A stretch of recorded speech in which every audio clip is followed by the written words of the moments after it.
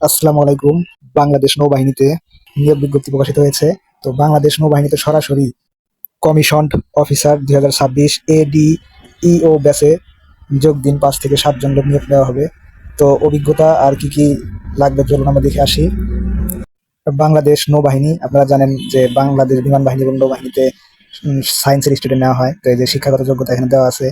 সরকার কর্তৃক স্বীকৃত স্বনামধন্য বিশ্ববিদ্যালয় হতে নিম্নবর্ণিত বিষয় স্নাতক সমমান সহ মাস্টার্স প্রার্থীদের এসএসসি ও এইচএসসি সমমান উভয় পরীক্ষায় ন্যূনতম জিপিএ 4 এবং স্নাতক সমমান পরীক্ষায় ন্যূনতম সিজিপিএ 3 চতুর্থ স্কেলপ্রাপ্ত হতে হবে, অথবা ইংরেজি মাধ্যম এর ক্ষেত্রে ও লেভেল এ থেকে ন্যূনতম এ গ্রেড, যে কোনো 4টি বিষয় ন্যূনতম বি গ্রেড, এ লেভেলে যে কোনো 3টি বিষয় ন্যূনতম বি গ্রেড, স্নাতক সমমান ও মাস্টার উভয় পরীক্ষায় ন্যূনতম সিজিপিএ 3 স্কেল হতে হবে, বাংলা, ইংরেজি, পদার্থবিজ্ঞান ইত্যাদি।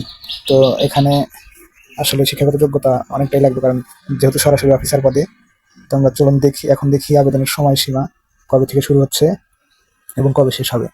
আমরা যদি শারীরিক উচ্চতার বিষয়টি একটু দেখি, এখানে দেওয়া আছে বয়সীমা দেওয়া আছে 1 জানুয়ারি 2026 তারিখ, অনূর্ধ্ব 30 বছর হতে হবে।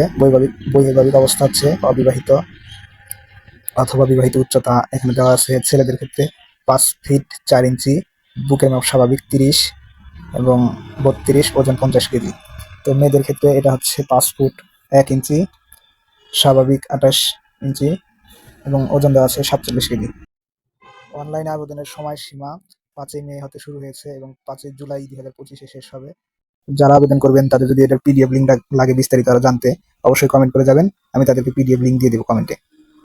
এছাড়া যে কোনো চাকরি পরীক্ষার নিয়োগ বিজ্ঞপ্তি এবং চাকরি পরীক্ষা আসার মতো সম্ভব প্রশ্ন এবং প্রশ্ন উত্তর জানতে আমাদের চ্যানেলটি অবশ্যই সাবস্ক্রাইব করবেন। ধন্যবাদ।